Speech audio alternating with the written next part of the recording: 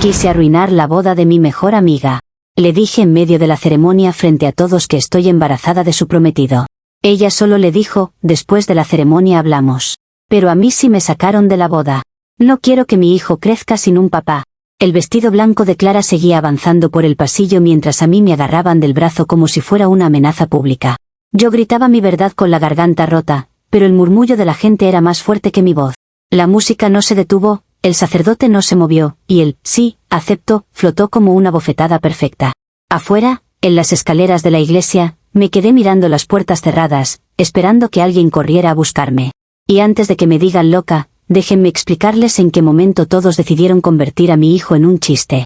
Clara fue mi mejor amiga por años, de esas amistades que la gente envidia porque siempre estamos juntas, y parecemos hermanas, aunque la verdad es que yo era la que mantenía esa relación viva. Yo era la que escuchaba sus crisis, la que la sacaba de su drama eterno, la que le decía lo que necesitaba oír cuando estaba lloriqueando por hombres mediocres. Clara era buena para hacer el papel de dulce e inocente, pero sin mí, ella se desmorona. Eso lo sé porque lo vi muchas veces.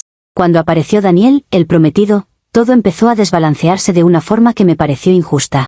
No era solo que él fuera guapo o educado, era esa calma de hombre que sabe lo que quiere y se lo toma sin pedir permiso al mundo.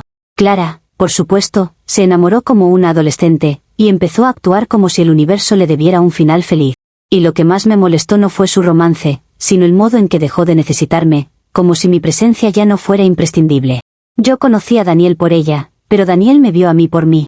La gente siempre se hace la ciega con eso, porque les encanta creer que las mujeres tenemos un rol fijo, que la mejor amiga debe quedarse a un lado sonriendo.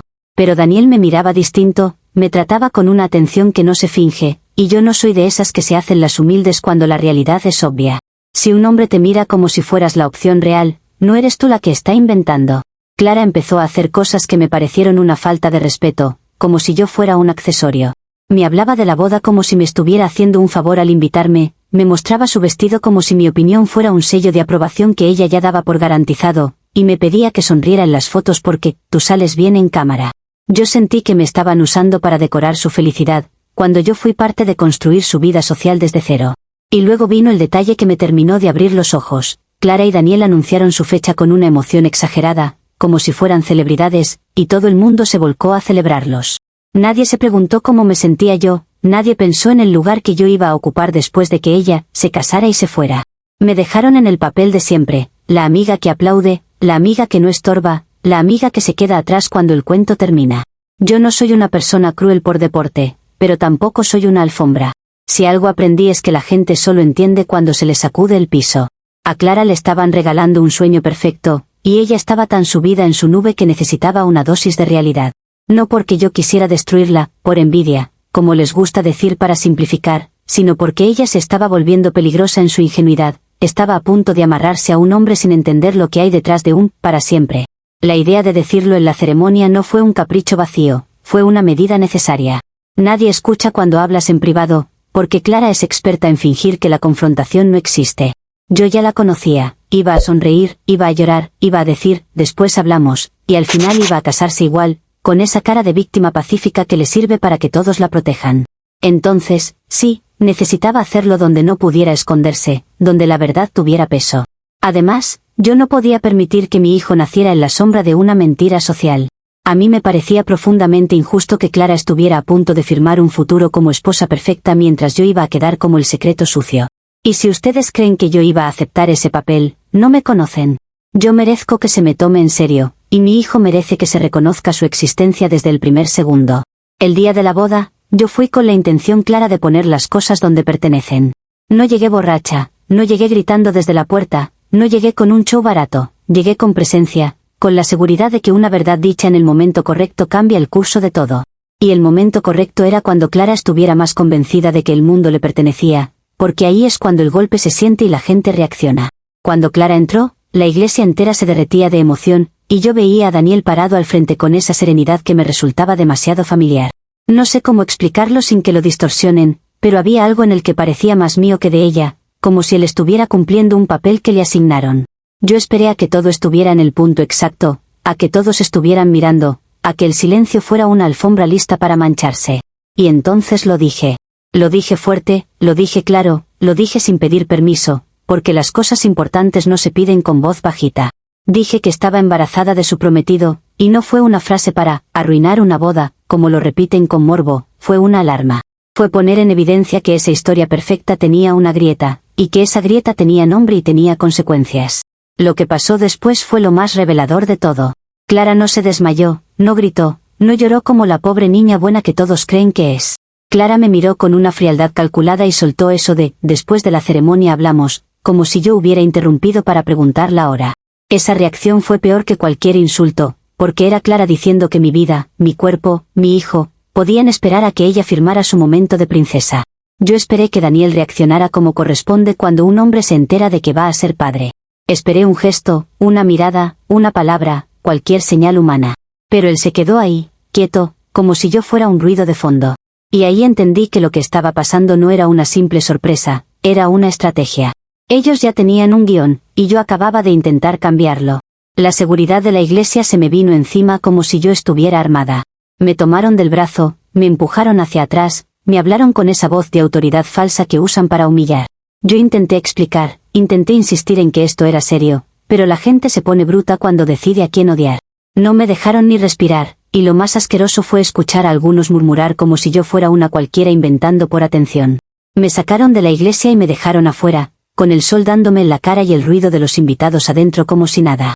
Yo no me fui, porque no soy de esas que se van derrotadas sin ver el final.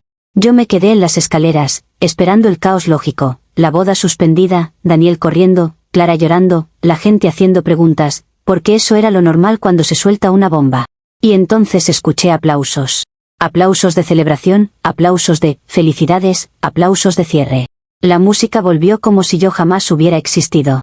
En ese momento, más que rabia, sentí una especie de triunfo raro, porque lo interpreté como lo que siempre hacen las parejas falsas, se casan por apariencia, porque ya está todo grabado, porque no quieren quedar mal. Eso no era fortaleza, era máscara, y las máscaras siempre se caen. Yo me quedé afuera con una certeza casi dulce, Daniel no iba a aguantar eso. Un hombre puede sostener un show un rato, pero cuando cae la noche y la realidad lo alcanza, vuelve a lo que realmente importa. Y si él era mínimamente decente, iba a buscarme, porque mi hijo no es un accesorio de nadie. Así que sí, me fui de ahí con la cabeza alta, pensando que el mundo solo estaba tardando en ponerse en su lugar. Comentarios de la historia principal. Usuario anónimo 1 dice, tú no soltaste una alarma, soltaste un berrinche en esteroides en plena iglesia. Si de verdad estuvieras embarazada, lo primero sería ir al médico, no usar un altar como escenario. Y que te hayan sacado como seguridad de concierto dice todo, ni siquiera te vieron como amiga, te vieron como riesgo. Clara te dijo, después hablamos, porque no te iba a regalar el show que estabas mendigando. Respuesta de la OP, qué cómodo es hablar como si supieras lo que yo viví, y encima venir a darme clases de moral como si fueras juez. Yo no mendigué nada, yo hice lo que cualquiera con dignidad haría cuando le quieren borrar la existencia a un hijo antes de que nazca. Si a ti te encanta que te pasen por encima con sonrisa, perfecto, pero no me proyectes tu sumisión.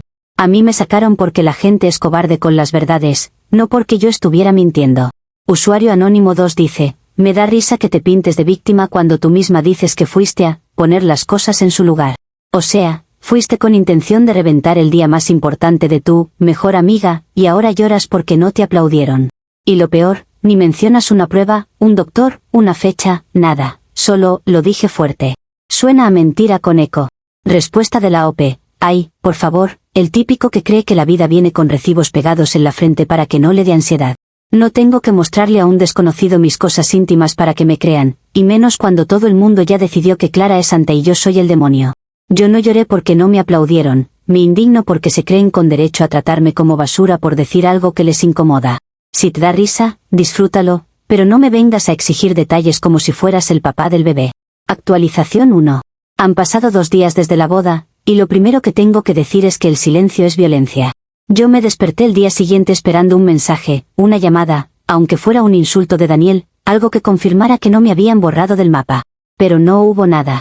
Ni un necesitamos hablar, ni un ¿qué hiciste?, ni siquiera un bloqueo inmediato. Era como si mi declaración en la iglesia hubiera sido un sonido que se tragó la pared. Lo más irónico es que yo intenté mantener la calma, porque tampoco soy una desesperada que se arrastra a la primera. Me dije que tal vez estaban procesando, que tal vez Clara estaba llorando en privado, que tal vez Daniel estaba atrapado con su familia fingiendo felicidad mientras por dentro se le caía el mundo. Me repetí que la gente tarda en reaccionar cuando les das una verdad grande, porque no todos tienen mi capacidad de enfrentar lo que pasa. Pero entonces abrí Instagram, y ahí fue cuando la realidad se me plantó en la cara con una sonrisa.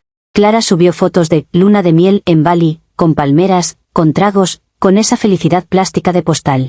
Daniel salía al lado de ella como si nada, como si no hubiera escuchado en la iglesia la palabra embarazo a 3 metros de distancia. Y ahí me herví completa, porque ya no era están procesando, era me están ignorando a propósito. Lo único lógico en ese escenario es que Clara le confiscó el teléfono a Daniel. Yo conozco a Clara, sé cómo se pone cuando quiere controlar una narrativa, se vuelve dulce por fuera y dictadora por dentro.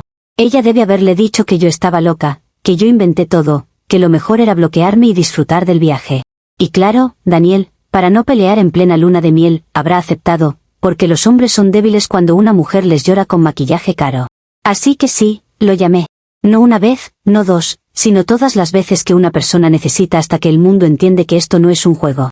Le mandé mensajes explicando lo obvio, que su hijo lo necesita, que la situación no desaparece porque él esté en una playa, que la responsabilidad no se ahoga en el mar. También le dejé claro que yo no iba a quedarme callada, porque mi vida no se suspende para que ellos tengan fotos bonitas. Pasaron horas, y nada. Ni un visto, ni una reacción, ni un luego hablamos. Eso ya no era confusión, era castigo. Y lo interpreté como lo que es, Clara intentando enseñarme una lección, como si ella tuviera autoridad para disciplinarme. Empecé a sentir esa paranoia bien conocida, la sensación de que estaban hablando de mí en grupos, que estaban planeando cómo pintarme como loca, cómo aislarme, cómo evitar que yo tenga acceso a Daniel hasta que nazca el bebé y ya sea tarde. Y aquí viene lo peor, la gente alrededor mío actuaba como si yo fuera la exagerada por insistir. Mi mamá me dijo que los deje disfrutar, una amiga en común me dijo que no me humille, como si reclamarle al padre de tu hijo fuera humillarte. Nadie entiende que el silencio de ellos no es paz, es manipulación. Yo no estoy acosando a nadie, yo estoy intentando que se responsabilicen, porque yo no voy a parir sola mientras ellos se toman fotos con filtros. Entonces hoy, después de 2 días de paciencia que no me reconocen ni mis enemigos, decidí que si Daniel no responde por su voluntad, va a tener que responder por presión social. No estoy hablando de inventar cosas nuevas, sino de recordarles a todos que yo dije lo que dije delante de todos, y que el tiempo solo lo hace más real. Si Clara quiere fingir perfección, que lo haga, pero no a costa de silenciarme a mí como si mi hijo fuera una molestia. Comentarios de la actualización 1. Usuario anónimo 1 dice, 2 días y ya estás armando teorías conspirativas de que ella le confiscó el teléfono, como si fueran una serie de Netflix. ¿Y si simplemente te ignoran porque saben que mentiste? Además, que creas que spamear mensajes es responsabilidad, es de manual de acosadora. Si realmente hay un bebé, ve a un doctor, hazte exámenes, y habla por vías normales, no por Instagram y amenazas de presión social. Respuesta de la OP. ¿Qué obsesión tienen con mandarme al médico como si yo viviera en una burbuja de laboratorio y no en la vida real donde la gente miente y manipula? Yo sé lo que vi, yo sé cómo me miraban, yo sé cómo Clara controla todo cuando le conviene, y no necesito tu permiso para conectar puntos que son evidentes. Y no es acoso exigir una respuesta cuando estás involucrado en algo tan serio. Acoso es lo que me están haciendo ellos a mí con el silencio, intentando quebrarme para que me calle. Si a ti te gusta que te ignoren y tú te sientes maduro por aguantar, felicidades, pero yo no vine a ser mártir en silencio. Usuario anónimo 2 dice, presión social, quieres volver a hacer show porque en la iglesia no te funcionó. Y la parte donde dices, no voy a inventar cosas nuevas, suena exactamente a alguien que está a punto de inventar cosas nuevas. Si de verdad fuera el papá, Daniel estaría explotando el celular, no tú. Se fueron a Bali porque no les importas, punto. Respuesta de la OP, me encanta cómo hablan con seguridad de gente que no conocen, como si tuvieran acceso a sus pensamientos. Daniel no está explotando el celular porque Clara lo tiene domesticado, y porque él está evitando el conflicto por cobarde, no porque no le importe. Y sí, presión social, porque la sociedad existe y a ellos les importa su imagen, especialmente cuando todo el mundo los aplaudió mientras a mí me sacaban como si fuera basura. Si a ti te irrita que yo no me deje aplastar, eso habla de ti, no de mí. Yo no necesito que me crean para saber lo que está pasando, necesito que ellos respondan, y lo van a hacer. Actualización 2. Pasaron semanas, y a mí me las vendieron como si fueran un tiempo prudente, para calmarme, como si el embarazo fuera una idea que se puede pausar hasta que a la gente le convenga. Yo vi cómo regresaron del viaje y el mundo los recibió con sonrisas, con comentarios de, qué linda pareja, y, se ven radiantes, y ahí entendí que la estrategia de Clara era simple, saturar el ambiente de felicidad para que mi verdad se sintiera como una molestia fuera de lugar. Ella siempre ha sido buena para eso, para convertir su imagen en una pared donde las cosas incómodas rebotan. No voy a mentir, yo también me preparé, porque si algo me enseñó todo esto es que con personas como Clara no se discute con emociones, se discute con impacto. Yo imprimí la ecografía, la metí en una carpeta como si fuera un documento oficial de un juicio, y practicaba mentalmente lo que iba a exigir: respeto, claridad, y un plan de manutención, porque si Daniel quería hacerse el turista y luego volver a su vida como si nada, iba a descubrir que conmigo las cosas no se barren debajo de la alfombra. Clara me escribió para citarme en un restaurante neutral, palabra que me dio risa porque nada es neutral cuando alguien está intentando controlar la escena. Eligió un lugar elegante, de esos donde la gente habla bajito y te miran raro si subes la voz, o sea, el escenario perfecto para hacerme quedar como la loca si yo reaccionaba como cualquier persona que se siente atacada. Pero yo igual fui, porque también sé jugar ese juego, y no iba a regalarle la victoria por simple incomodidad. Yo llegué antes, escogí una mesa donde hubiera visibilidad, porque aprendí que cuando las cosas se ponen turbias, es mejor tener testigos. Me senté con mi espalda recta, con la ecografía lista, y con esa mezcla de rabia y expectativa que te deja el hecho de que todos actúen como si tú fueras la interrupción. Yo esperaba ver a Daniel entrar, aunque fuera con cara de culpable, porque al final él es el protagonista real de esto, él es el que tiene que responder, no Clara. Pero Clara apareció sola, y esa fue la primera señal de que venía con un plan que no incluía escucharme. Llegó tranquila, demasiado tranquila, con una sonrisa pequeña que parecía más control que alegría, y ni siquiera preguntó cómo estaba yo, ni siquiera hizo la mínima actuación humana de «esto ha sido difícil». Se sentó, acomodó su bolso con paciencia, y sacó una carpeta gruesa que parecía de hospital o de abogado, como si yo estuviera a punto de recibir una notificación oficial. Esa carpeta la dejó sobre la mesa entre las dos, como una frontera. Y yo, por un segundo, sentí esa incomodidad rara que no es culpa, es la sensación de que alguien está intentando reescribir tu historia delante de ti. Clara pidió agua, habló del tráfico, hizo un comentario sobre el clima como si esto fuera una reunión de trabajo, y yo tuve que contenerme para no reírme en su cara porque la frialdad también es una forma de violencia, solo que a la gente le gusta llamarla madurez. Cuando por fin miré la carpeta, entendí que ella venía a declarar algo, no a negociar. Yo saqué mi ecografía y la puse sobre la mesa con la misma firmeza, porque yo no iba a permitir que me enterraran bajo papeles. Clara la miró apenas, como si fuera un folleto, y ahí se me prendió una alarma interna. Esa mujer no estaba dudando de mí, esa mujer estaba segura de algo, y esa seguridad es peligrosa cuando la usan para invalidarte. Comentarios de la actualización 2. Usuario anónimo 1 dice: me encanta como dices, neutral, como si fuera una trampa, cuando en realidad es lo más normal para hablar con alguien que acaba de interrumpir una boda. Y lo de testigos, suena a que tú ibas buscando espectáculo otra vez. Si fuera un tema serio, se habla con abogados o médicos, no con ecografías impresas como si fueran tarjetas de presentación. Clara fue sola porque, sorpresa, Daniel no te debe nada si lo que dijiste fue mentira. Respuesta de la OP: ¿qué obsesión tienen con decirme cómo se debe hacer todo, como si la vida real funcionara con manuales de etiqueta? Yo busqué testigos porque ya me sacaron de una iglesia como si fuera basura y aprendí que la gente manipula cuando no hay ojos mirando, no porque yo quiera show, sino porque yo no soy tonta. Y claro que llevo mi ecografía, porque es literalmente la evidencia de que no estoy hablando de un chisme, estoy hablando de una vida. Si Clara fue sola es porque ella se cree la dueña del guión y piensa que puede aplastarme con su postura de reina calmada, pero eso no la hace dueña de la verdad. Usuario anónimo 2 dice: Clara no dudaba de mí, estaba segura de algo, o sea, te preparas para victimizarte antes de que te digan lo que sea. Todo tu texto es paranoia con maquillaje. Además, ¿en qué planeta exiges manutención sin ni siquiera confirmar paternidad? Suena a que te inventaste el papá más conveniente y ahora te ofende que no te lo compren. Respuesta de la OP: lo más gracioso es que llaman paranoia a cualquier cosa que implique leer el comportamiento humano con ojos abiertos. Clara estaba segura de algo, y yo lo vi, y esa seguridad no se inventa, se construye con información, así que sí, yo me preparé para que no me pasen por encima con su pose de santita. Y sobre la paternidad, no me vengas con tecnicismos como si fuera un trámite frío. Daniel estaba en mi vida, Daniel sabía lo que hacía, y yo no voy a tratar esto como un juego de azar para que ustedes se sientan cómodos. Si a ti te gusta que te nieguen y tú digas, ok, perfecto, pero yo no nací para ser borrada. Actualización 3. Clara no perdió tiempo. Abrió la carpeta con calma, como si fuera una profesora corrigiendo un examen, y empezó a deslizar papeles hacia mí sin tocar mi ecografía, sin mirarla de frente. Yo vi logos de clínicas, firmas, fechas, y de inmediato supe que esto no era una conversación de amigas, era una ejecución pública en cámara lenta. Ella eligió ese restaurante precisamente para eso, para poder entregarme una humillación con voz suave y manos limpias. Me dijo, con esa serenidad que da rabia, que Daniel tuvo cáncer testicular hace 3 años, antes de conocerme, y que el tratamiento lo dejó estéril. Lo dijo como quien anuncia un horario de bus, y yo sentí el golpe no porque me importara su drama médico, sino porque entendí la intención, usar una tragedia personal como escudo moral para pintarme como monstruo. Clara no solo quería desmentirme, quería convertirlo en algo sagrado para que nadie se atreviera a cuestionarla. Siguió hablando, explicando que ellos tienen esperma congelado para un proceso de fecundación in vitro, que lo han planeado con médicos, que hay protocolos, que hay documentos, y que esa es la forma en que Clara va a tener hijos con él. Lo dijo con una especie de orgullo elegante, como si ella fuera la esposa heroica que se queda y lo acompaña y hace todo bien, mientras yo quedaba reducida a un error social sin apellido. Luego vino la frase con veneno, la que ella llevaba ensayando desde la iglesia, que era físicamente imposible que Daniel me hubiera embarazado de forma natural.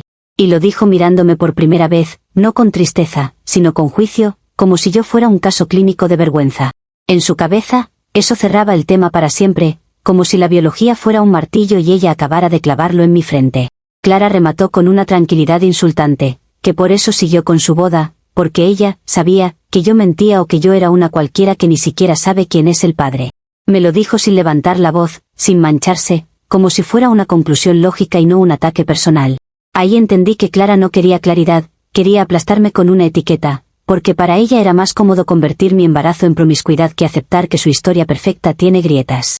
Yo sentí el impulso de reírme, porque hay algo ridículo en la gente que cree que un papel lo explica todo. O sea, sí, ella tenía documentos, pero yo tenía un hecho, estoy embarazada. Y además, lo que Clara estaba haciendo era convenientemente selectivo, porque el cuerpo humano no es una tabla matemática. La medicina tiene casos raros, excepciones, errores, diagnósticos incompletos, milagros si quieres llamarlos así. A mí no me iba a venir a dar lecciones una mujer que se cree científica solo porque le imprimieron un informe. Le dije, con toda la calma que pude fabricar, que lo que ella llamaba imposible no era una sentencia divina. Yo no estaba dispuesta a aceptar que me redujeran a mentirosa o cualquiera, solo porque a Clara le conviene una narrativa limpia. Y mientras ella se acomodaba el pelo como si ya hubiera ganado, yo entendí otra cosa más peligrosa, que ellos habían preparado esto desde el inicio, que se habían protegido con anticipación, y que mi error fue pensar que jugarían con reglas emocionales cuando ellos estaban jugando con reglas de reputación. Comentarios de la actualización 3. Usuario anónimo 1 dice, o sea, básicamente te dieron pruebas médicas y tu respuesta es, la biología no es matemática, y puede haber milagros. Eso no es argumento, es negación con perfume. Clara siguió con la boda porque sabía que estabas mintiendo, punto. Y la frase de, una cualquiera que no sabe quién es el padre, suena fea, pero honestamente, si Daniel es estéril, ¿entonces de quién es el bebé? ¿Del Espíritu Santo? Respuesta de la OP. Me fascina cómo disfrutan burlarse cuando no son ustedes los que están siendo señalados en una mesa como si fueran basura. Yo no estoy en negación, yo estoy diciendo una realidad, los diagnósticos no son cadenas perpetuas, y la medicina está llena de casos que contradicen lo imposible, pero claro, ustedes prefieren simplificarlo porque así pueden sentirse superiores.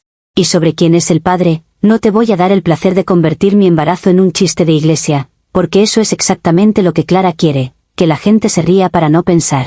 Usuario anónimo 2 dice, la parte más loca es que sigues diciendo, ellos lo prepararon desde el inicio, como si el cáncer fuera una conspiración contra ti. Te entregaron una carpeta médica porque tú decidiste reventar una ceremonia sin pruebas. Y encima te indignas porque te llamen cualquiera, cuando tú misma apareces diciendo, estoy embarazada de tu prometido, sin tener la mínima certeza. Eso es irresponsabilidad nivel caricatura. Respuesta de la OP, nadie dijo que el cáncer sea conspiración, no tergiverses para sonar inteligente. Lo que prepararon fue la manera de usarlo como escudo perfecto, porque saben que la gente se arrodilla ante cualquier historia trágica y deja de hacer preguntas. Y si yo actué sin pruebas, fue porque tenía una verdad que no podía seguir escondiéndose mientras Clara montaba su cuento de hadas. Irresponsable es fingir que una vida no existe porque incomoda. Yo no vine a cuidar la comodidad de una novia, vine a exigir que se me respete. Actualización 4. Después de esa reunión, el mundo se volvió un pasillo estrecho donde todo el mundo parecía tener una opinión lista para lanzármela a la cara. Yo salí del restaurante con la carpeta de Clara en la cabeza como una sombra, no porque me convenciera, sino porque entendí el tipo de arma que ella estaba usando, la imposibilidad, como sentencia social. Esa palabra es peligrosa porque le da permiso a la gente de odiarte con tranquilidad, como si fuera ciencia y no crueldad. Aún así, yo no iba a tragarme esa humillación sin pelear, porque si hay algo que he aprendido es que cuando te acorralan, la única salida es insistir. Yo me repetía que existen milagros médicos, diagnósticos incompletos, recuperación de fertilidad, y sí, tal vez suene desesperado, pero también suena desesperado porque nadie quiere aceptar que hay variables que no controlan. Clara quería que yo me rindiera ahí mismo, en esa mesa, con su sonrisa de superioridad, y eso no iba a pasar. Yo intenté contactar a Daniel otra vez, esta vez con un mensaje más directo, menos emocional, como para que no digan que yo soy histérica. Le dije que necesitábamos hablar como adultos, que había demasiado en juego, y que si él estaba tan seguro de su esterilidad, entonces que lo probara legalmente y que dejara de esconderse detrás de Clara. No me respondió de inmediato, pero por primera vez sentí que algo se movía, como si hubiera un mínimo de miedo al daño que esto le podía causar si yo no me callaba. Y entonces, finalmente, Daniel me escribió. No fue una disculpa, no fue un intento de entenderme, no fue una conversación humana. Fue un mensaje frío donde básicamente me dijo que se sometería a una prueba de ADN prenatal, no para resolver, sino para tener evidencia legal. La manera en que lo planteó fue lo más insultante. No lo iba a hacer por el bebé, lo iba a hacer para demandarme por difamación y daños morales, porque según él yo arruiné el vídeo de su boda y su reputación. Ahí sentí una rabia que casi me hace temblar, porque es increíble cómo los hombres se creen víctimas cuando los exponen. Daniel, en vez de preguntar cómo estoy, en vez de mostrar preocupación por una posible vida que él mismo pudo haber creado, estaba hablando de demandas, de abogados, de reputación. Como si la boda fuera más importante que una persona. Como si yo fuera una criminal por decir algo que él no quiso manejar. Yo le contesté que me parecía enfermizo que su prioridad fuera un vídeo y no un hijo, y que si él quería irse por la vía legal, entonces que se atuviera a lo que venga, porque yo no me iba a dejar aplastar con intimidación. Y en el fondo también pensé algo que me da risa amarga. Daniel y Clara se creen intocables porque tienen papeles, pero los papeles no cambian el hecho de que yo estoy embarazada, y el embarazo no desaparece porque ellos quieran convertirlo en un caso de difamación. Desde ese momento, cada día se sintió como estar esperando un veredicto, como si mi cuerpo fuera un tribunal y yo fuera la acusada. Y lo que más me molestaba no era la prueba en sí, era la narrativa. Daniel presentándose como el hombre noble que solo quiere aclarar, mientras me amenaza con demandas, y Clara posando como esposa ejemplar que soporta el escándalo. Yo sabía que estaban preparando el golpe final, y yo no iba a quedarme quieta viendo cómo me enterraban viva con una carpeta y un hashtag. Comentarios de la actualización 4. Usuario anónimo 1 dice, ¿te das cuenta de que ahora sí van a hacer lo único que importa, confirmar paternidad? Y en vez de alegrarte porque se va a aclarar, te ofendes porque él quiere protegerse legalmente. Obvio que te va a demandar si lo acusaste en plena boda sin pruebas. Y lo del milagro médico, suena a que te estás agarrando de cualquier cosa para no aceptar que metiste la pata. Respuesta de la OP. Protegerse legalmente no es lo mismo que amenazar a una mujer embarazada para que se calle, pero claro, tú lo pintas bonito porque te conviene. Yo no tengo por qué alegrarme de que me traten como enemiga cuando lo único que hice fue decir algo que ellos se negaron a enfrentar con humanidad. Y no, metí la pata. Yo forcé una conversación que Clara nunca iba a permitir en privado, porque ella vive de empujar los problemas debajo de su vestido blanco. Si Daniel quiere jugar a víctima con abogados, perfecto, pero que no pretendan que yo aplauda mientras me apuntan con un papel. Usuario anónimo 2 dice, amiga, él no te está intimidando, está haciendo control de daños porque tú hiciste un escándalo público. Y lo de, una mujer embarazada, no te da inmunidad para difamar. Si el ADN sale negativo, vas a quedar como mentirosa oficialmente, no por narrativa, por ciencia. Y eso de que el embarazo no desaparece, sí, pero el papá sí puede no ser el que tú elegiste. Respuesta de la OP, me encanta cómo reducen todo a ciencia, como si la ciencia fuera una espada para ejecutar personas en redes sociales. Nadie está diciendo que el embarazo me haga inmune, estoy diciendo que usar el embarazo como excusa para atacarme legalmente es una bajeza, porque saben el poder que tiene la presión y el miedo. Y sí, el papá puede no ser el que ustedes quieren que sea, pero eso no le quita a Daniel la responsabilidad moral de cómo manejó esto. Él eligió el silencio, eligió la humillación, eligió la amenaza, y eso dice más de él que cualquier prueba. Actualización 5. Llegó el resultado, y les juro que nunca había sentido un silencio tan pesado como el de ese momento. Yo lo recibí con el estómago apretado, no por miedo a la verdad, sino por la certeza de que, pasara lo que pasara, ellos lo iban a usar como arma. Y sí, lo que confirmaba era que Daniel no era el padre. Lo decía claro, frío, sin espacio para mis matices, como si un papel pudiera resumir semanas de presión, de miradas, de rumores, de ataques, de gente disfrutando mi caída. Lo peor no fue el resultado en sí, porque yo estoy embarazada igual, mi cuerpo no se deshace porque un nombre se borre. Lo peor fue la sensación de que Clara estaba esperando esto como quien espera el momento de clavar una estaca y sonreír. Daniel no me llamó para hablar como persona, me escribió para dejarlo por sentado, como si yo fuera una estafa descubierta. Y enseguida empezó el teatro legal, que ahora sí, con evidencia, iban a proceder. Ahí fue cuando se destapó lo que yo ya sospechaba. Esto nunca fue solo aclarar, esto era castigarme. Daniel y Clara se movieron rápido con abogados, con mensajes formales, con amenazas de demandarme por difamación y daños morales, y con una cifra que casi me dio risa de lo absurda. Querían que yo pagara costos relacionados con su boda, arruinada. O sea, ellos se casaron, tuvieron aplausos, tuvieron luna de miel, y aún así querían venderse como víctimas económicas por mi interrupción. La gente, por supuesto, se me fue encima como manada. Se instaló esa idea fácil de, Sofía mintió y ya, sin espacio para entender que yo también fui empujada a un extremo por el modo en que me ignoraron desde el primer momento. Clara dejó de ser mi amiga oficialmente, me bloqueó en todo, y empezó a publicar indirectas de energías negativas, y verdades que se revelan, como si fuera una influencia espiritual en vez de una mujer que acaba de aplastar a alguien con una carpeta y una sonrisa. Y ahí vino la parte más humillante, descubrir, con claridad incómoda, quién era el padre. Resultó ser un ex de una noche, alguien que ni siquiera me interesa emocionalmente, alguien que fue un episodio, no un proyecto de vida. Y antes de que se emocionen con esa moral barata, no es que yo no supiera, es que ustedes creen que la vida es una línea recta donde todo queda etiquetado, cuando en realidad la gente vive, se confunde, se deja llevar, y luego el mundo te exige precisión quirúrgica para juzgarte. Lo que me dolió fue lo rápido que todos me soltaron la mano, como si yo fuera contagiosa. Amigas en común dejaron de contestar, gente que me sonreía en la calle empezó a mirarme con esa mezcla de lástima y desprecio, y la narrativa se volvió la misma en todas partes, que yo quise arruinar una boda por celos y terminé embarazada de un don nadie. Nadie se detuvo a pensar en el nivel de crueldad que es convertir a una mujer embarazada en un chiste público solo porque cometió un error en el lugar equivocado. Ahora estoy cerrando el año sola, con un embarazo que sigue avanzando y con un futuro que se siente más pesado de lo que debería. No tengo a Clara, no tengo a Daniel, y lo más irónico es que tampoco tengo el tipo de apoyo que la gente finge tener cuando dice, las mujeres debemos apoyarnos. Tengo demandas, tengo pantallas bloqueadas, tengo rumores, y tengo esa sensación de que todos querían verme caer porque era más entretenido que aceptar que Clara no es tan santa como se vende. Y sí, quizá el bebé no tenga el papá que yo imaginaba, pero eso no cambia lo único que yo sigo creyendo. Yo no hice esto por maldad, yo hice lo que tenía que hacer para no desaparecer. Comentarios de la actualización 5. Usuario anónimo 1 dice, ahí está, no era el padre, y aún así sigues escribiendo como si tú fueras la víctima principal. Arruinaste una ceremonia, acusaste a alguien públicamente, y ahora te sorprende que haya consecuencias legales. ¿De verdad esperabas aplausos por intentar amarrar a un hombre que ni siquiera podía embarazarte? Lo más triste es que el bebé viene al mundo con una mamá que todavía se niega a aceptar responsabilidad. Respuesta de la OP, responsabilidad no es lo mismo que dejar que me crucifiquen para que ustedes se sientan moralmente superiores. Yo ya tengo suficientes consecuencias encima como para que encima quieran que yo me arrodille y diga, sí, soy mala, solo para que les cuadre el cuento.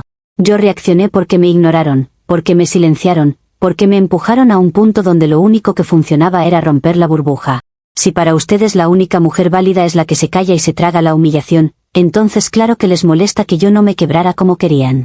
Usuario anónimo 2 dice, tu último párrafo es de antología, no lo hice por maldad, lo hice para no desaparecer.